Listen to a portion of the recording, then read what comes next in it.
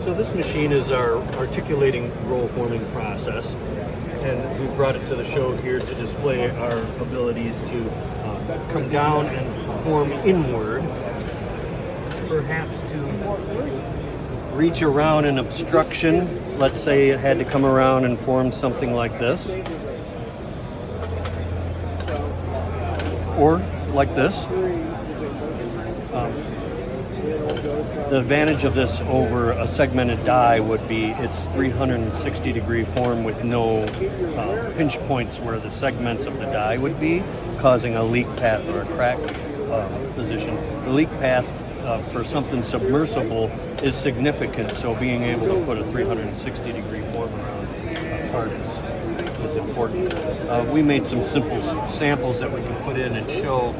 We're going to take this little form emblem, put it at the top of there.